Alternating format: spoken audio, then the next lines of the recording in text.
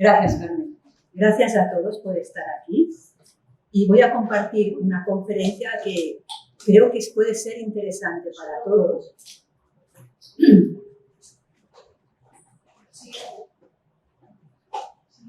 Esta conferencia que voy a compartir con vosotros enfocará la transformación desde un punto de vista psicológico.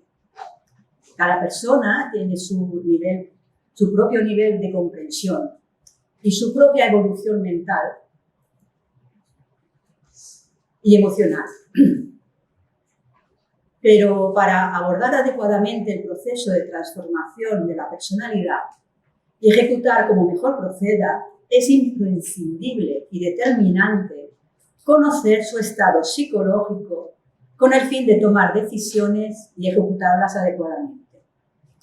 La conferencia, como hemos dicho, se titula Experimentando el despertar y la autotransformación. Los seres humanos podemos ir evolucionando pausadamente a lo largo de las vidas dentro de la ignorancia o avidia. Cuando la mónada se encuentra en un específico grado de su despertar, decide vivificar con energía la evolución del ego en el cuerpo causal o yo superior. El ego, a su vez, comienza a influenciar la personalidad o ser humano, que tiene un descontento espiritual, dando origen en él al idealismo, al altruismo y a una aspiración natural y espontánea de seguir la vida espiritual.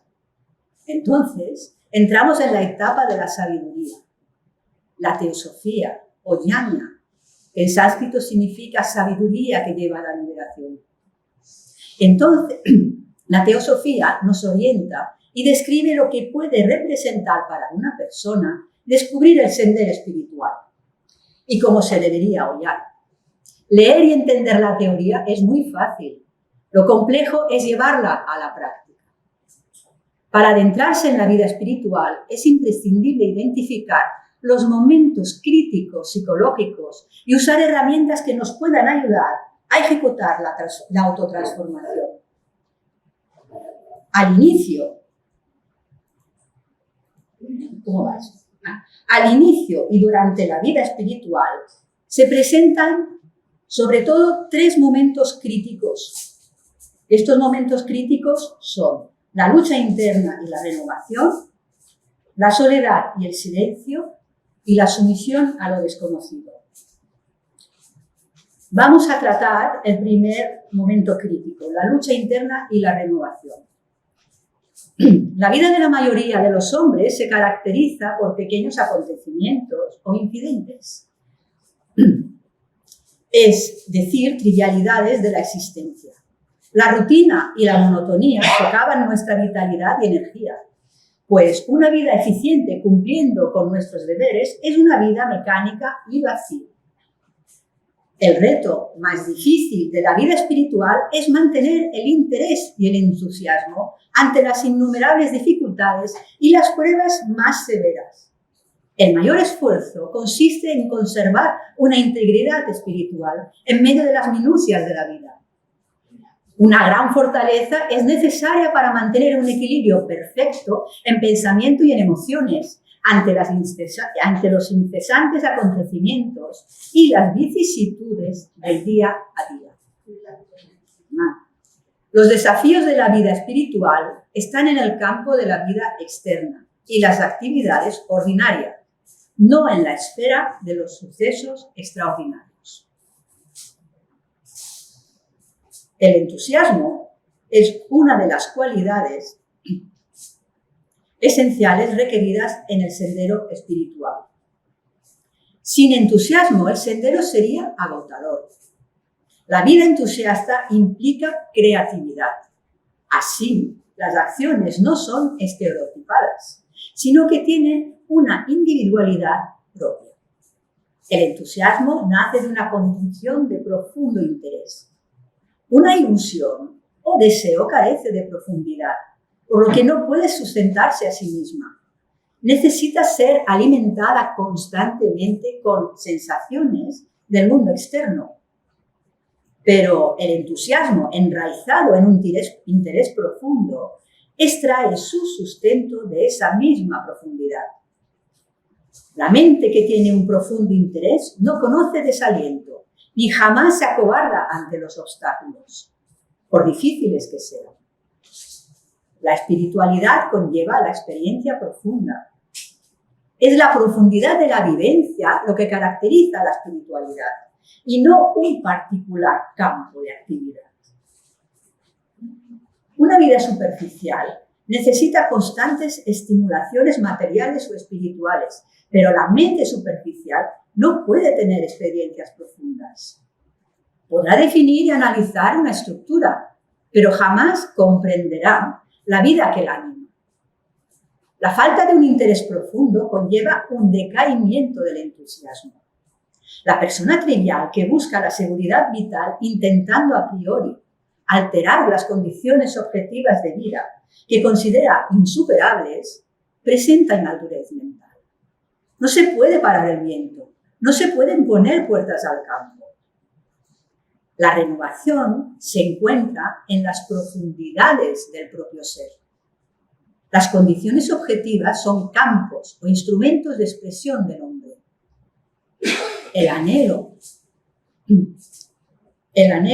la inspiración y la intuición son la música en el corazón, que permitirá vencer o sortear los obstáculos. Si el profundo interés está presente, los cambios en las condiciones objetivas, de ser necesarios, se producirán de una forma suave y silenciosa, pero a posteriori. Y cuando el entorno no cambie, surgirá una nueva visión y vitalidad de este. El entusiasmo y el profundo interés están interrelacionados porque uno es la expresión y el otro su fuente. El entusiasmo surge solo de un estado de interés profundo, intrínsecamente presente, no relativamente, absolutamente presente en el sujeto. El interés en algo es superficial, sirve de anclaje a la mente. Una sensibilidad hacia algo no significa sensibilidad a todo. Una mente que solo está abierta a una cosa es una mente cerrada. La mente que carece de espacio es trivial y superficial. Apenas interactúa con la vida. La mente que tiene mucho espacio es capaz de un profundo interés. Tener espacio es tener una profundidad donde recibir y retener las influencias y las proyecciones de la vida. La falta de profundidad es la principal dificultad subjetiva que hace que las dificultades objetivas parezcan enormes. Para todo aspirante espiritual, el desafío es la creación de profundidad o espacio en la mente. Así, la vida podría tener instantes de profunda experiencia cotidiana. Solo mediante la transformación cualitativa será posible tener un contacto profundo con la vida. Los contactos cuantitativos vitales no pueden crear profundidad. Ahora bien, crear espacio en la mente es tener una mente sin elementos de resistencia, sea a nivel consciente como a nivel inconsciente. Si la mente se resiste, pierde su flexibilidad y si se hace insensible. Los elementos de resistencia son, por ejemplo, los pensamientos reiterativos o innecesarios, los apegos y los prejuicios. Para llegar a comprender la profundidad de la mente, se debe constatar y atender el intenso silencio que desciende sobre la naturaleza después de una fuerte tormenta. El silencio que sigue a la tormenta puede ser observado en las cumbres de las montañas y en los valles profundos, al borde del mar y en las llanuras. Cuando la tormenta carece, parece que todo va a ser destruido bajo su impulso abrumador. Y sin embargo, después se observa una limpieza intensa de la naturaleza. Las hojas y ramas muertas se han desechado. Se respira una purificación de la atmósfera. Se huele el frescor de la tierra o de las hierbas, de las plantas y los árboles. Y se percibe un silencio profundo y vibrante. Nos percatamos que la naturaleza se ha renovado.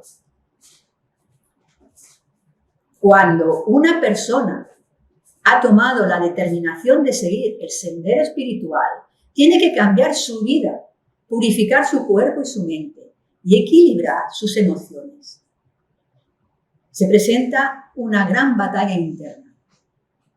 La mente debe cambiar y transformarse, y solo puede renovarse si la carga del pasado se va aligerando y flexibilizando, desaprendiendo todo lo aprendido. Cuando las perturbaciones y las modificaciones se presentan y las decisiones se deben ejecutar, nos resistimos. La mente no quiere aceptar los cambios e interfiere en el proceso porque quiere mantener el control y la continuidad. Pero tenemos que dejar que el rugir de la tormenta nos invada y nos traspase tantas veces como sea necesario para poder transformarnos. Se tendrá que sucumbir a sus impactos y ser sacudidos por sus impulsos. Las tormentas psicológicas producen muchos cambios emocionales y mentales, con fuertes sensaciones físicas. En momentos de tormenta y perturbación, cuando la mente está confusa, hay que mantenerse en plena quietud y observación para que no se produzca el descontrol y el caos. Si dejamos que la tormenta mental se desarrolle sin ofrecer ninguna resistencia, la mente se limpiará, refrescará y renovará. Es durante la tempestad que se crea la profundidad del silencio. Es durante la tempestad que se crea la profundidad del silencio. El silencio que sigue a la tormenta es muy significativo. El silencio profundo llegará a una mente que haya sido intensamente agitada y entonces se producirá la renovación. Porque la limpieza de la naturaleza humana, que elimina lo innecesario y la pesada carga del pasado, facilita la creación de espacio. Una mente limpia y abierta permite un acercamiento hacia la profundidad de la vida real. Y al constatar un nuevo horizonte, aflora el entusiasmo desde el corazón. Las tormentas internas son desafíos a todos los niveles que perturban considerablemente, pero que renuevan intensamente. En el río de la vida, las aguas se renuevan constantemente, porque la vida es un desafío permanente. Y así como la naturaleza es limpiada por la tormenta, así lo será la mente por los desafíos de la vida. Pero permanecer tranquilo en la tormenta requiere un gran valor. No resistirse a ella y no escapar de ella implica recibir su pleno impacto. Y en medio de ese proceso, el hombre o la mujer están solos, absolutamente solos, porque un desafío sin respuesta implica un estado de soledad. Si la persona consigue mantenerse tranquila, sola en medio del huracán, sentirá una transformación intensa y ante esta renovación subjetiva, las dificultades del ambiente objetivo se desvanecerán en el aire. La soledad creada por la tormenta está cargada de tremendas posibilidades espirituales. Vamos a pasar al segundo momento crítico, que después de la lucha interna de renovación es la soledad y el silencio. El silencio es muy importante en la vida espiritual. El sendero espiritual se caracteriza por la soledad, tanto al inicio como al final.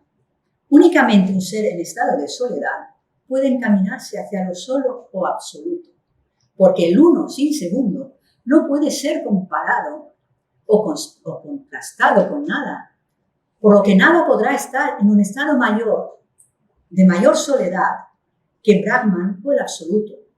Lo absoluto trasciende todos los dominios de lo relativo, porque no hay nada como ello, ni nada en contrario a ello. Por eso la máxima oculta dice: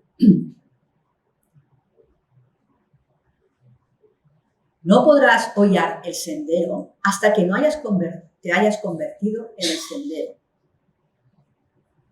Para viajar hacia lo solo hay que partir en una condición de absoluta soledad, porque únicamente lo solo puede comprender lo solo, y solo la pureza puede ascender hacia lo puro.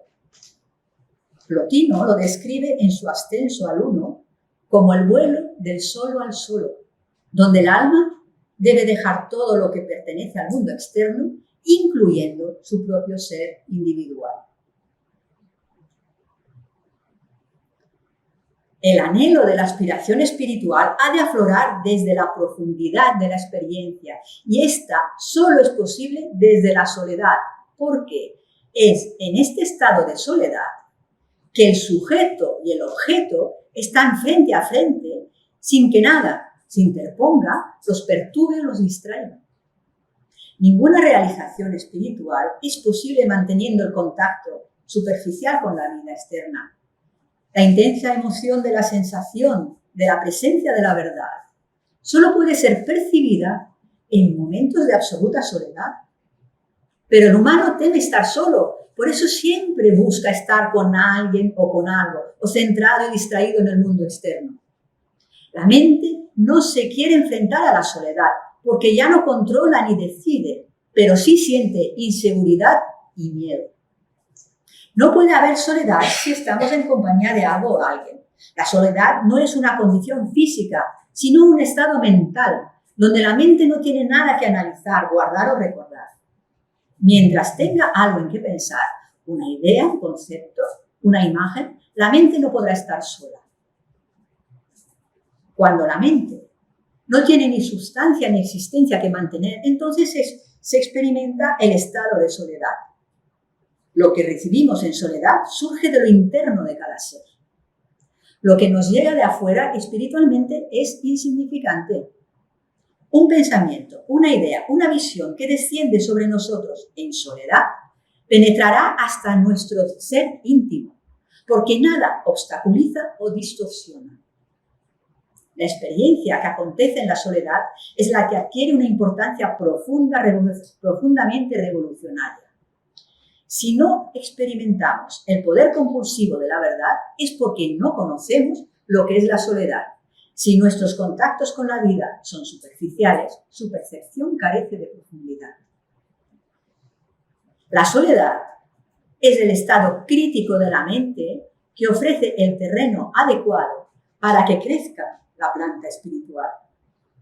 La creatividad del espíritu y la iluminación espiritual solo pueden producirse en el ser humano en pleno estado de soledad.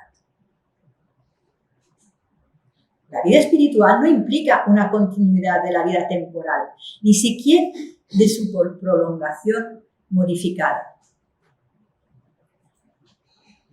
El principio de gradualidad opera en el dominio de la continuidad, pero la vida espiritual implica una nueva forma y cualidad de existencia, donde no interviene el principio de gradualidad, sino el del efecto de lo súbito. Y lo súbito solo es posible en un estado crítico de la mente. La mente, en un estado de soledad, está en equilibrio en un punto crítico, el punto de inflexión psicológica y de transición espiritual. Es en este punto de transición donde se constata la verdadera transformación espiritual y se produce la revolución interna, con la súbita constatación de cuál debe ser la idiosincrática vida espiritual. La transformación de la naturaleza interna da lugar a la aparición súbita de un nuevo orden de existencia. Este misterioso suceso tiene lugar solamente en un profundo silencio, el silencio que nos invade después de la tormenta. Es en el estado crítico de la soledad y del intenso silencio que se solicita al aspirante que acepte e interiorice 4 instrucciones trascendentales de luz en el sendero y que psicológicamente son muy reveladoras, que vosotros ya conocéis, son las del libro Luz en el Sendero.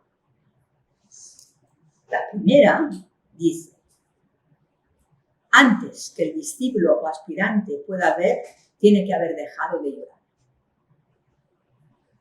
Desde el punto de vista psicológico, la explicación es la siguiente. Cuando la persona se resiste a aceptar las cosas y las situaciones tal y como son, se siente frustrada al no poder cambiarlas. Entonces afloran las lágrimas en sus ojos. Las lágrimas implican una pérdida de perspectiva y, per se, una distorsión de la visión. Se da un conflicto entre lo que es y lo que debería ser. La mente no está en soledad si está imbuida por sus pensamientos, ambiciones u otras interferencias. Para evolucionar, hay que aceptar y afrontar la vida tal y como es. El estado de soledad, en el que la mente está liberada de todos sus apegos y ambiciones, en que ni siquiera está en compañía de sus pensamientos, es una condición en la que la facultad de pensar está tensa y sin embargo no piensa. Ser capaz de ver sin llorar supone un estado de gran tensión, una condición en la que la mente ha llegado a un punto crítico en el silencio de la transformación. Pasaremos a la segunda instrucción. Antes que el discípulo aspirante pueda oír, tiene que haber perdido la sensibilidad y escuchado el susurro argentino de la luciérnaga. Aquí, la sensibilidad tiene un significado psicológico, refiriéndose a la susceptibilidad de la mente, que quiere oír algo diferente. La mente no quiere aceptar la vida tal como la escucha. Quiere oír únicamente lo que es agradable y evitar lo desagradable. La distinción entre agradable y desagradable surge de la memoria de las experiencias pasadas. Así pues, la susceptibilidad de la mente surge del pasado y está enraizada en él. La mayoría de lo que oímos, sin perder sensibilidad o susceptibilidad, está en el presente cronológico, pero psicológicamente está en el pasado. Oímos solamente las voces del pasado aprisionadas en el recuerdo de lo positivo y lo negativo. Cuando el discípulo puede oír esotéricamente, todas las reacciones de la mente nacidas de los recuerdos psicológicos han cesado. Todas las voces del pasado se han silenciado. No hay susceptibilidad ni sensibilidad. El acto de oír, tanto físico como psicológico, está en el presente. La mente que escucha sin reaccionar implica una condición de extrema tirantez comparable con el estado de soledad. Se mantiene un completo silencio y es en el silencio que se puede oír con rectitud, adentrándose en la quietud que permite contemplar y escuchar la esencia del susurro argentino de la luciérnaga. La tercera instrucción es que antes que el discípulo aspirante pueda hablar, tiene que haber dejado de oír. La palabra es poder y lo relevante es el contenido del mensaje. La cualidad de la palabra o lenguaje reside en su fuente y en la forma o el patrón del lenguaje. La fuente de la palabra está en la mente, condicionada por el recuerdo de experiencias pasadas. La mente necesita sentirse segura, por lo que lo etiqueta todo. Los nombres son necesarios en la interrelación social para distinguir las personas, las situaciones y los objetos, pero la diferenciación verbal es una cosa, mientras que la identificación psicológica es otra. En los nombres se almacenan nuestras asociaciones psicológicas o recuerdos. A la diferenciación verbal, entonces, sumamos el factor de asociación psicológica, de modo que cuando se pronuncia una palabra, está presente todo el trasfondo del pasado, siendo la fuente contaminada de nuestras palabras dañinas. Raramente hay una verbalización pura. La contaminación es fruto de los apegos del presente, pero sobre todo del pasado. Por lo tanto, antes que el discípulo pueda hablar en presencia del maestro, la mente contagiada ha de purificarse. La mente pura existe en la quietud de la soledad. La voz y las palabras que broten de esta soledad no podrán herir. Finalmente, la última instrucción, antes que el discípulo pueda erguirse en presencia del maestro, tiene que haberse lavado los pies en la sangre del corazón. ¿Qué mayor soledad puede haber que la de estar separado de uno mismo?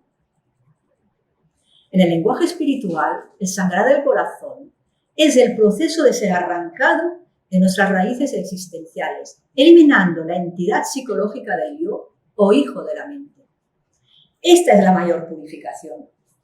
Las personalidades que han ido acumulando polvo a través de los tiempos, creando la entidad del yo.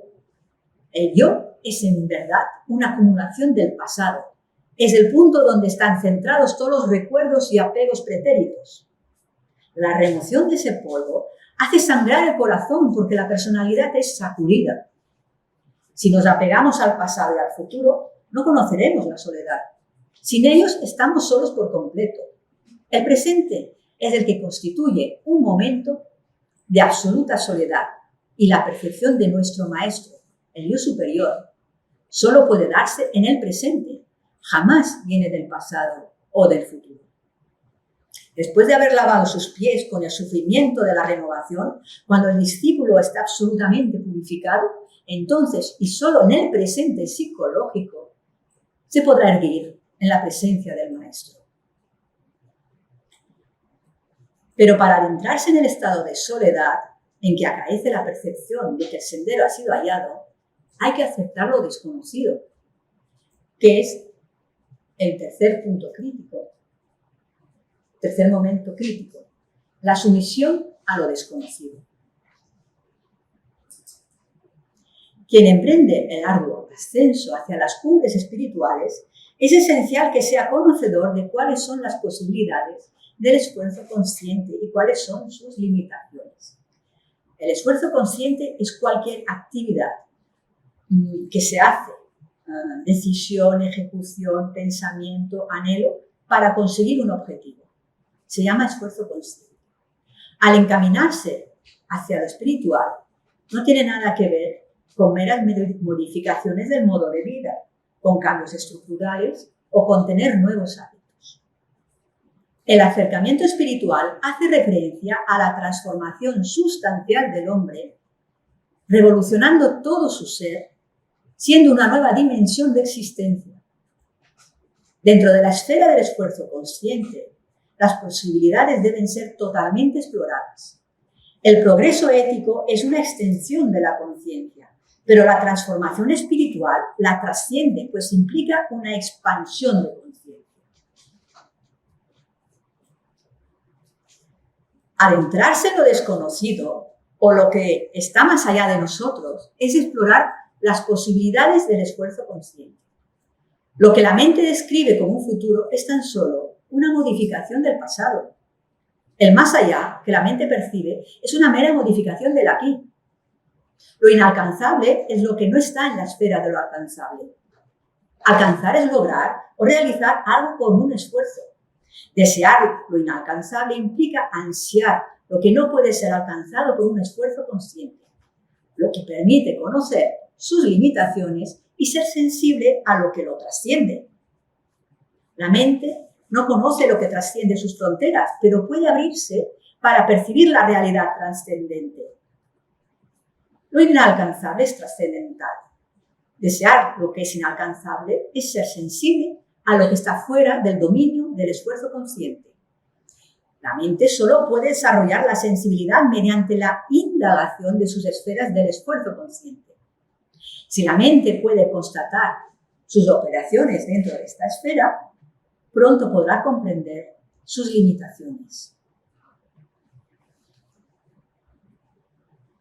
Por lo tanto, debemos identificar ahora, para comprenderlo, cuáles son las esferas del esfuerzo consciente, antes de constatar las limitaciones involucradas en este proceso. Tenemos tres esferas de esfuerzo conscientes: el deseo de la ambición o el éxito, el deseo de la continuidad o de vida, el deseo de seguridad o bienestar. Abordemos la ambición. La lucha por tener éxito o por ser alguien no termina nunca, porque siempre se quiere más. El hombre nunca es feliz, sino que siempre está tratando de serlo. Siente que se le niega el éxito y en este sendero de la ambición, tarde o temprano, llegará a constatar las limitaciones del esfuerzo consciente. Es entonces cuando se rechaza la ambición. Pero si no puede tener éxito, entonces anhela la certidumbre de la continuidad. Es el segundo aspecto. El anhelo de la continuidad se refiere al deseo de mantener la vida, conservar las cosas que tenemos, las personas con las que nos relacionamos y las ideas e ideales. El hombre teme los momentos de discontinuidad porque esos momentos son instantes de absoluta soledad. El deseo de vida nace, obviamente, del deseo de continuidad y el hombre hace frenéticos esfuerzos para mantener la continuidad, pero jamás podrá evitar la muerte física. La muerte es un momento de discontinuidad. Pese a todo, el ser humano piensa y siente que por lo menos entonces podrá tener seguridad durante el periodo de continuidad y durante el abismo de la discontinuidad. El bienestar implica tener seguridad emocional, mental y física. Queremos seguridad donde quiera que estemos, incluso en las tinieblas de la discontinuidad, pero eso no es posible y tendremos que aceptar someternos a la oscuridad. Dicho de una forma más sutil o espiritual, el éxito, la continuidad y la seguridad, al final, solo conducen a la frustración, porque hay límites más allá de los cuales el esfuerzo consciente no puede seguir, porque no puede cruzar el anillo no se pasa, que es el límite de conciencia de todas las entidades pertenecientes a nuestro sistema solar y que evolucionan en él, porque en esta hora vivimos, nos movemos y tenemos nuestro ser. En una espiral superior del esfuerzo consciente, tenemos las esferas de la separatividad, del deseo de sensación y de la necesidad de expansión. Pasaremos brevemente sobre ellas. La separatividad es la actitud de sentirse más seguro como entidad separada. Es una ilusión cognitiva que impide la comprensión de la interconexión de todas las cosas. La mente quiere hacernos creer que en una posición fija y aislada que estaríamos totalmente seguros frente a los impactos de la vida. La separatividad implica estancamiento y fracaso. Darse cuenta de que el aislamiento jamás nos dará seguridad es eliminar todo sentido de separatividad. El deseo de sensación dice: la continuidad es el mantenimiento de una inquebrantable cadena de relaciones entre los desafíos ambientales y las respuestas psicológicas. Estar en una actitud de desafío sin reacciones de la mente es estar en una condición de tormenta y perturbación. El deseo de sensación es un esfuerzo de la mente para evitar momentos de discontinuidad o soledad, pero a veces los desafíos de la vida son tan abrumadores que la cadena de reacciones, tan celosamente guardada por la mente, se rompe bruscamente, originando una interrupción en la continuidad y nada podrá evitar la discontinuidad. En cuanto a la necesidad de expansión, mediante el esfuerzo consciente, ninguna expansión es posible. Solo se consigue una extensión de conciencia. Sin embargo, con la transformación espiritual se produce una expansión de conciencia que acaece en una dimensión superior de existencia que está fuera del alcance del esfuerzo consciente y de la mente. La mente solo puede alcanzar aquello que está dentro de su propia esfera de continuidad. Cuando el hombre lo comprende, entonces desaparece el deseo de expansión, porque por fin comprende y sabe que su deseo no era una expansión, sino solamente mantener una continuidad a través del éxito.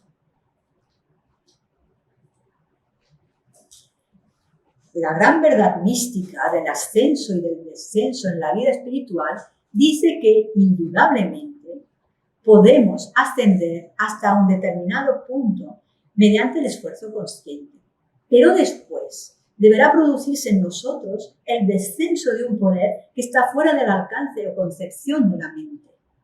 Este descenso tendrá lugar siempre que estemos receptivos y seamos sensibles, despojados de toda ansia de éxito, continuidad y seguridad.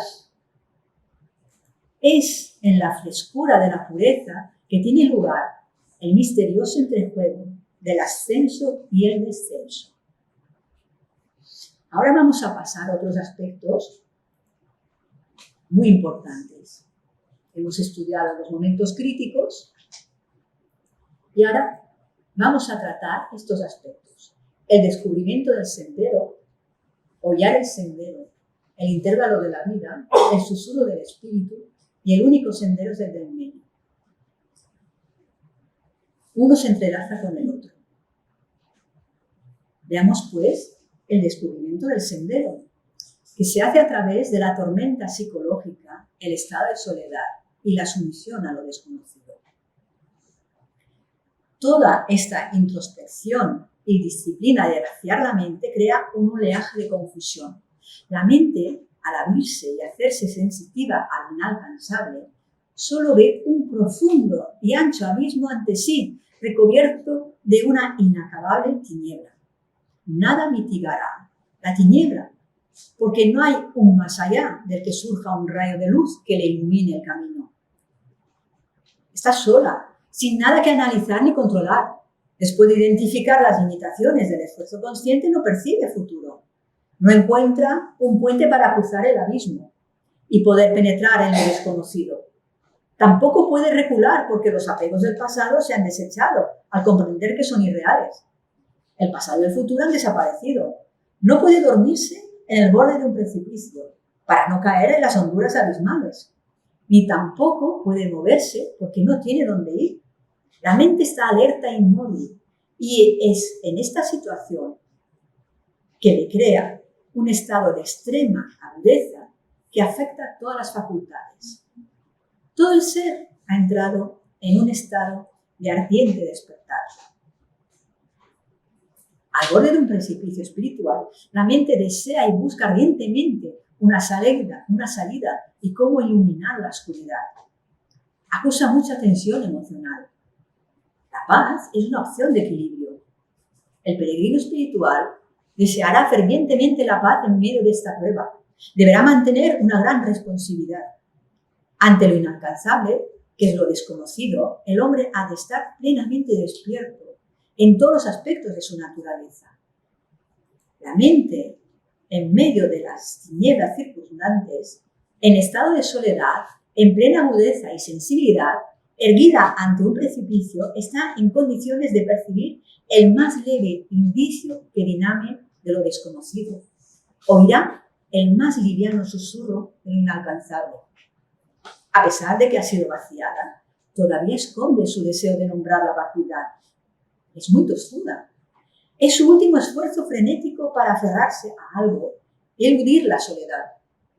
Hay que buscar el sendero retirándonos al interior, constatar que nada retiene la mente y aceptando la quietud y la soledad podremos avanzar resueltamente. Buscar el sendero avanzando resueltamente en el mundo externo es tener una visión objetiva de la vida, con una recta percepción de todo. Se puede percibir el más leve susurro únicamente desde la objetividad. El sendero se descubre solo cuando el silencio reina en el interior. La mente liberada puede evolucionar con resolución porque ve el sendero. Ya no elude ningún desafío o experiencia, porque ya no está pegada, ni es dependiente de centros físicos de interés psicológico. No siente ni la compulsión ni las limitaciones del cambio. En su acercamiento a la vida es perfectamente objetiva, sin identificarse con nada, ni rechazando ninguna situación. No teme los precipicios, ni las tinieblas, porque sabe traspasarlos.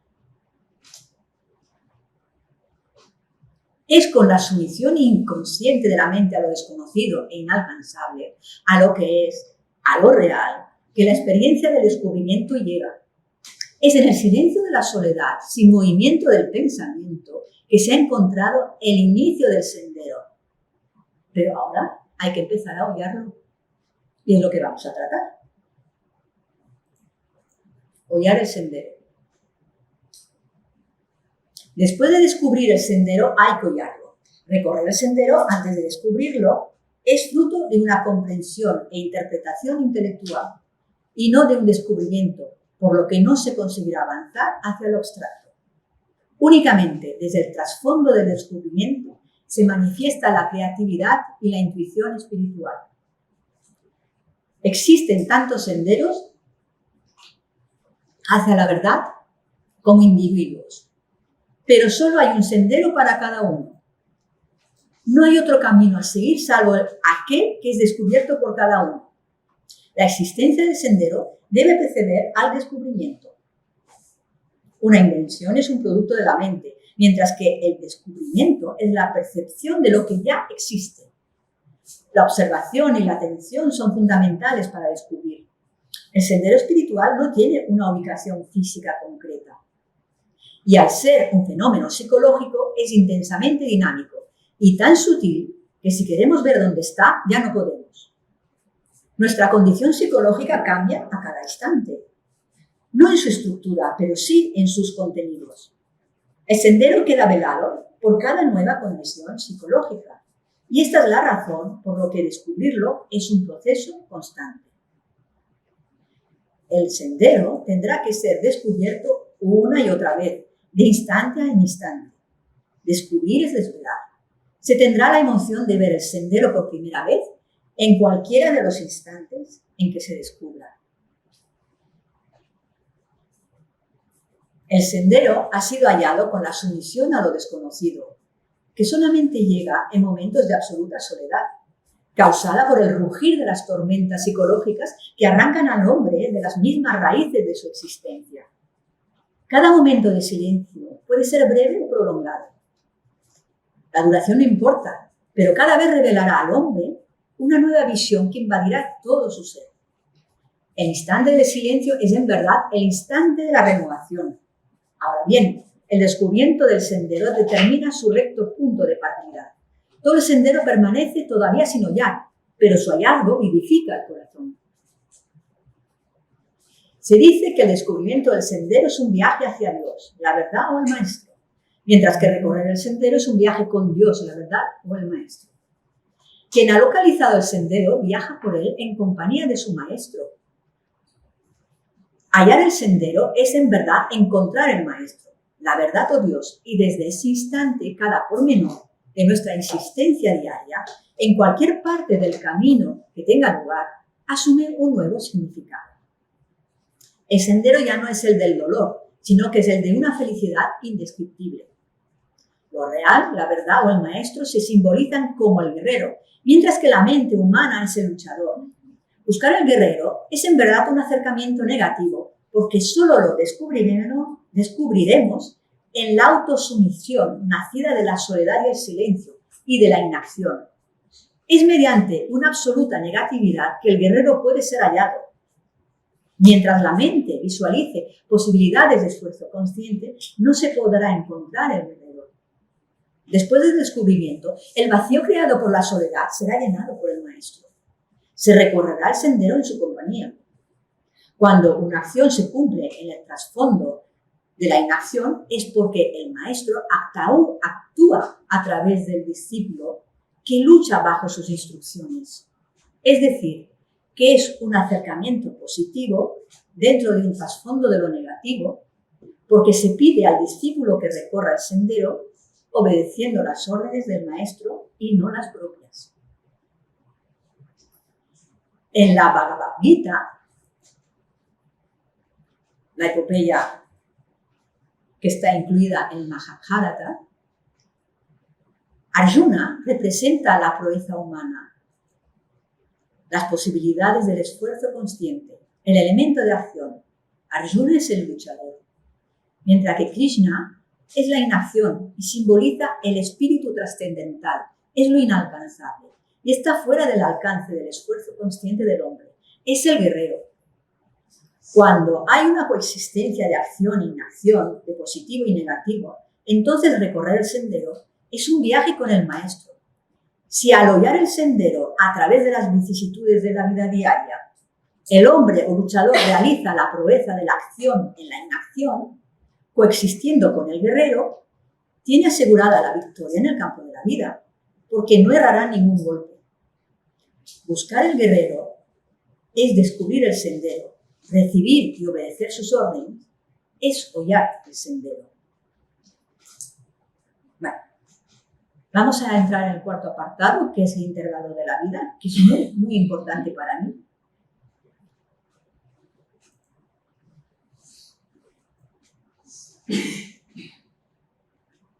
La vida puede convertirse en un canto si escuchamos su melodía e interiorizamos su armonía.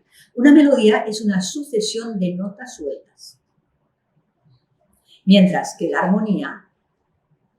la armonía hay un En la armonía hay una reunión de notas simultáneas o combinadas.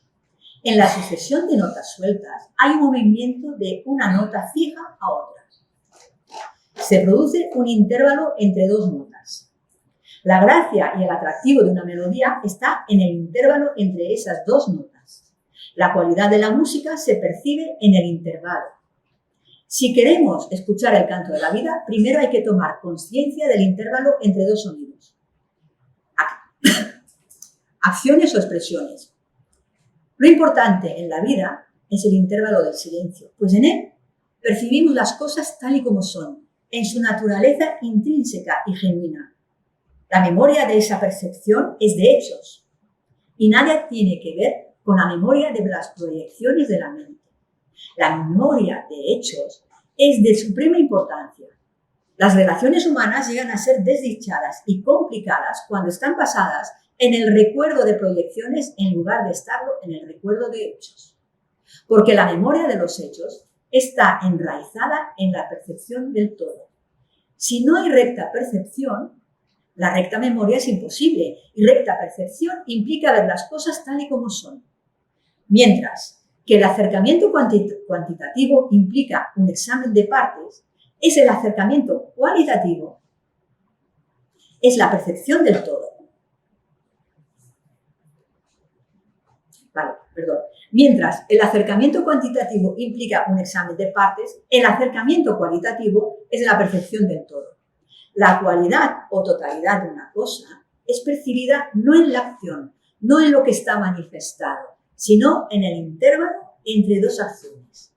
Es la pausa o intervalo entre palabras y acciones donde surge la maravillosa visión del todo. Y esto nos va a llevar al siguiente apartado, queda poco, el susurro del espíritu. El problema de la vida espiritual está centrado en torno a dos temas: la visión del todo y el recto ajuste de partes. La lucha diaria del hombre es la elección del bien y del mal, porque lo que está en su lugar correcto está bien y lo que no lo está está mal. Pero sin la percepción del todo, el único método que se dispone para el ajuste de las partes es el del ensayo y el error, siendo un proceso interminable, especialmente porque el estado psicológico cambia constantemente. En esa esfera no puede existir un código fijo o una fórmula específica que indique qué es correcto o erróneo de un modo absoluto y aplicable a todas las circunstancias. Por lo tanto, tiene que producirse una constante percepción del todo y en cada estado psicológico. Además, el todo ha de ser redescubierto una y otra vez. Sabemos que el todo solo puede ser desvelado en el intervalo del silencio entre dos sonidos.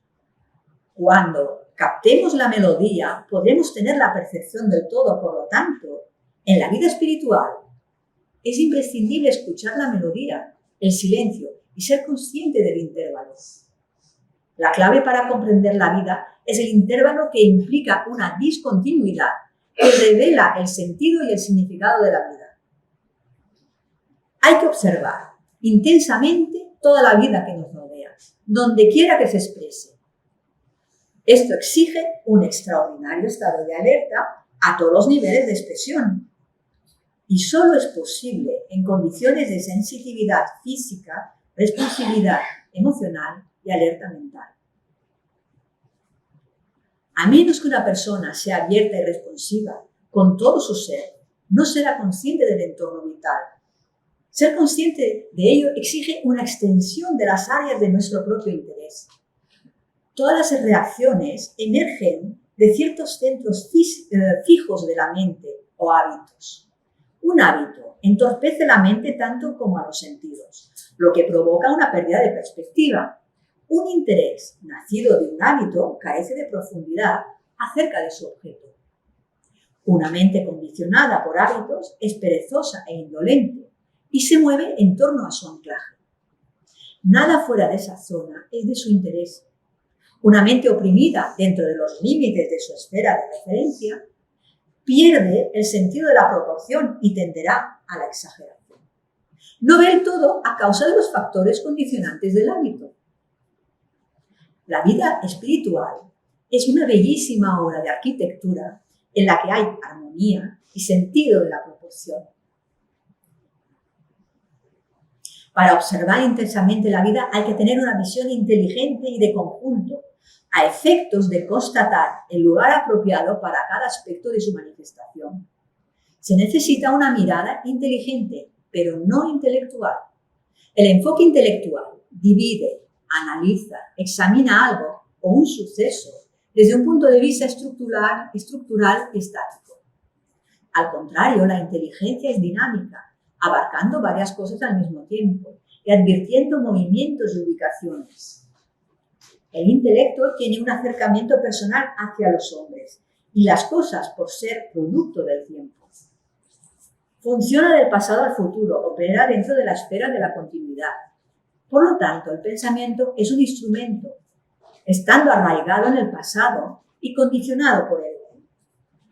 Sus conclusiones están basadas en el proceso de comparación y contraste. Se identifica con la evocación de recuerdos placenteros y rechaza o condena los desagradables. Por eso el juicio del intelecto es subjetivo y contagiado por los recuerdos pretéritos, porque el intelecto reacciona desde el pasado. A diferencia, la inteligencia actúa en el presente. Solo podremos mirar inteligentemente cuando apartemos los juicios del intelecto. La inteligencia posee una percepción directa y, por lo tanto, ve la naturaleza esencial de cada cosa. Contempla el todo, abarca incluso la fuente de la cual emanan las expresiones de vida. Como la inteligencia llega hasta la fuente misma, su juicio está basado en la percepción del todo. Ver inteligentemente en los corazones de los hombres es ver la fuente de la acción y no meramente su estructura. Es ver lo que es. En la fuente es donde ha de encontrarse la naturaleza intrínseca de todo. Solamente el hombre, con inteligencia, puede hollar el sendero. Escuchamos muy frecuentemente la mente, pero nunca el corazón.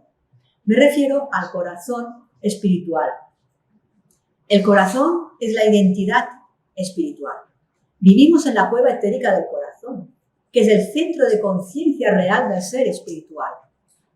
El corazón espiritual envuelve la tríada superior Anma Buddhi Manas. En realidad, es el asiento de la intuición espiritual. Es el sí mismo, la realidad una en el ser. Nosotros tenemos que buscar el sí mismo, preguntándonos, ¿quién soy yo? Por eso es imprescindible la transformación y la purificación para encontrar la respuesta. Únicamente se puede escuchar al corazón cuando han sido desechadas las proyecciones y las motivaciones del pensamiento. El corazón habla tan solo a una mente purificada. En su naturaleza intrínseca, las cosas son puras. La impureza aparece cuando algo se adhiere a su naturaleza. Lo que contamina la mente es el recuerdo psicológico. La inteligencia es aquel estado de la conciencia humana que está abierta y es sensible a los susurros del espíritu, es decir, a los susurros del corazón espiritual. El aspirante espiritual ha de aprender a meditar en el corazón, siendo sensitivo a los avisos de la intuición espiritual y purificando la mente para que sea transparente. Es a la mente pura que el corazón confía su secreto y a la luz de este secreto todas las cosas alcanzan su significación. Quien posee este secreto observa la vida con intensidad, tiene un profundo respeto por todo y por todos, porque ha aprendido inteligentemente a mirar en el corazón de todos los fenómenos. Si en el hollar del sendero, en medio de nuestras ocupaciones diarias, escucháramos las insinuaciones del corazón, jamás equivocaríamos el camino. Los susurros del espíritu deben ser obedecidos. Hay que atenderlos con suma atención. En una situación dada, en la solución de un problema, el corazón habla, pero tan solo una vez, con un murmullo. Si la mente es insensible al susurro, el peregrino luchará y trabajará en la oscuridad, extraviándose a cada movimiento. Descuidar los susurros del corazón y rechazar la guía de la intuición es seguir el sendero señalado por las proyecciones de la mente, quedando ésta cautiva en las tinieblas de la continuidad. Ninguna transformación espiritual fundamental podrá surgir de sus esfuerzos. Su luz es tan solo oscuridad hecha visible. Sin embargo, la luz del espíritu brilla incluso en las tinieblas. Se interrumpe la continuidad de nuestra mente tan solo en el intervalo, y es en esos momentos de discontinuidad que se puede percibir la luz inefable. Entonces, recorrer el sendero será una alegría indescriptible. Voy terminando con el último apartado, que es el único sendero, es el del medio.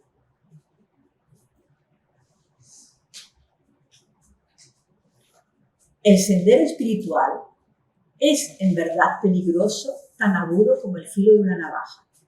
Son tan solo las dificultades que surgen en su recorrido que hay que ir verificando continuamente el rumbo, porque el océano de la vida carece de mapas y son tantas las seducciones de los mundos físicos y psíquicos que la posibilidad de desviarse es constante. Atender cada susurro del corazón será esencial para orientarnos y guiarnos. Para hollar el sendero hay que conocer la interrelación entre sus entornos subjetivos y objetivos. Y se conseguirá cuando el todo haya sido comprendido. Hay que escuchar la melodía de la vida y aprender de ella la lección de la armonía. El éxito en el sendero depende totalmente de la armonía o perfecta relación entre las partes. Determinar la armonía es saber cuál es la acción recta en medio de las siempre cambiantes estructuras psicológicas. Solamente cuando el hombre escucha las insinuaciones del corazón y responde a los susurros de su espíritu, es cuando percibe cuál es la recta acción de instante en instante. Las insinuaciones del corazón llegarán solo a una mente pura y clara, transmitiendo el secreto final del sentido y significación de la vida. Lo cierto es que solamente se puede hollar el sendero mediante el trasfondo del descubrimiento. Mantener un trasfondo de descubrimiento es estar en un estado de constante interrogación y en una condición de apertura mental. Estar libre de la ilusión no consiste en rechazar el mundo, sino comprender realmente el significado de las cosas o de los hechos, verlos con total objetividad y sin distorsiones mentales. Entonces, el peregrino espiritual podrá definir modos apropiados de conducta para cada instante. Los desarrollará si la mente es flexible y sensitiva y si está lista para adaptarse a cualquier impulso de la vida. Una persona espiritual es la que posee un sentido perfecto de la proporción y de recta perspectiva. Así conocerá los valores intrínsecos de cosas y acontecimientos. Ni sobrevalora ni infravalora nada. La mente está bien equilibrada cuando existe perfecta flexibilidad y plasticidad mental, con predisposición para adaptarse a cualquier tipo de impulso de vida. Esa flexibilidad es el terreno donde nacen los modos adecuados de conducta. Una mente estable es tan delicadamente equilibrada que exige una vigilancia constante. Existe un límite muy estrecho entre lo adecuado y lo inadecuado. Lo que en su momento puede ser adecuado, en otra ocasión resultará totalmente inadecuado. Lo adecuado ha de ser descubierto en cada momento. Un sentido de la proporción no es algo que pueda formularse por adelantado. No es un modelo de acción, es la fuente de la acción. Y esta fuente es tan intangible que cuando uno siente que la ha captado, ya se le ha escapado. La condición de equilibrio es de lo más incómoda para la mente, porque no encuentra terreno en donde apoyarse. Por eso la mente salta de un extremo a otro. Le gusta seguir el camino de los extremos. Está siempre aprisionada en el juego de opuestos. No sabe que ha de estabilizarse entre los extremos, ni sabe cómo hacerlo. No encuentra un espacio seguro para apuntalarse y enfrentar los desafíos de la vida. se mueve entre los extremos del hábito, que es el camino de la indulgencia, y el del ideal, que es el de la negación, y a veces el de la mortificación. Si refrena un hábito, entra en la esfera de la negación, y si se abstiene de la negación, se adentra en la indulgencia. En cuanto a las relaciones humanas ocurre lo mismo, oscila entre la indiferencia y la interferencia. Desconoce qué es el interés puro, porque si está interesada en algo, interfiere en su libertad. Y si no se le permite interferir, entonces cae en una indiferencia completa. La mente solo conoce la identificación o el rechazo. No puede visualizar un punto entre ambos extremos, porque la línea de demarcación es muy tenue, al tener solo longitud y no espesor. El interés puro es la condición de estabilidad, de equilibrio, de armonía, y estar estabilizado es afirmarse en el espacio que para la mente no existe. Sabemos que la existencia es lo que está manifestado, se refiere a algo concreto, mientras que la sustancia es la idea, el arquetipo, y se refiere a lo abstracto. La mente no puede visualizar ningún estado que no sea ni concreto ni abstracto. Es como pedirle que se detenga en algo donde no hay espacio. Lo concreto y lo abstracto son dos extremos, y la mente salta de uno a otro. Si lo concreto es negado, se adhiere a lo abstracto, y si lo visible ha de ser rechazado, entonces se aferra a lo invisible. Es este movimiento entre los opuestos lo que extravía al peregrino del sendero. El secreto final, transmitido por el ser interno, es que hay que avanzar por el sendero del medio y consiste en vivir en el presente intangible, estar estabilizado en el aquí y el ahora. Cuando el presente llega a ser la fuente de toda acción, entonces la conducta es equilibrada y armónica. En verdad, el presente es el eterno ahora. Lo eterno no debe ser confundido con lo perdurable. Lo perdurable es una extensión infinita en el tiempo, mientras que lo eterno es atemporal. Lo eterno es donde el tiempo no es, y el tiempo se detiene en el presente, no el presente cronológico, sino en el presente psicológico. Ser estable, equilibrado o armonizado es vivir en el presente. Y el presente no es un compromiso entre el pasado y el futuro. El pasado y el futuro pertenecen al proceso del tiempo, pero el presente es atemporal. Es en una dimensión diferente a la dimensión en la que se mueven el pasado y el futuro. Hollar el sendero del medio es encontrar el secreto final de instante en instante. Es final porque revela el secreto de la vida de momento a momento. Solamente en el sendero del medio tiene lugar el gran milagro. El milagro de una mente que se aferra a lo que no tiene ni sustancia ni existencia. En este sendero, la mente está libre de todo encierro psicológico, de los tirones del pasado y del futuro. Únicamente una mente libre puede hollar el sendero, porque solamente siendo pura puede llegar a ser un instrumento para la expresión del impulso de la vida. Por lo tanto, el secreto final para hollar exitosamente el sendero es vivir en el presente. Es en el aquí y el ahora que el peregrino comprende que descubrir el sendero y hollarlo son actos simultáneos, sin intervalo de tiempo. Cuando el descubrimiento y el hollar el sendero ocurren al mismo tiempo, el problema de la disciplina desaparece. Porque de hecho, el peregrino espiritual se convierte en el sendero, está en el punto de inflexión de la gran paradoja espiritual, la de la libertad en la disciplina. Y aquí termina mi conferencia, un poco larga, pero bueno. Muchas gracias por vuestra atención. Namaste.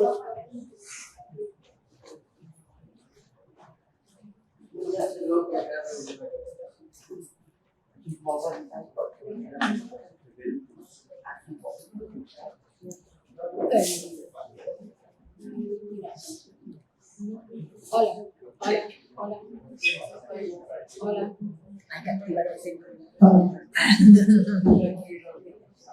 Bueno, vamos a cambiar un poquito el plan porque estamos muy sobre la hora, porque hipotéticamente ahora en 4 minutos tendría que empezar la conferencia de José. Entonces vamos a hacer 10 minutitos de descanso y retornamos, va a dar la conferencia José y al final van a responder los dos a preguntas y los comentarios que haya. ¿Qué les parece? Muy bien.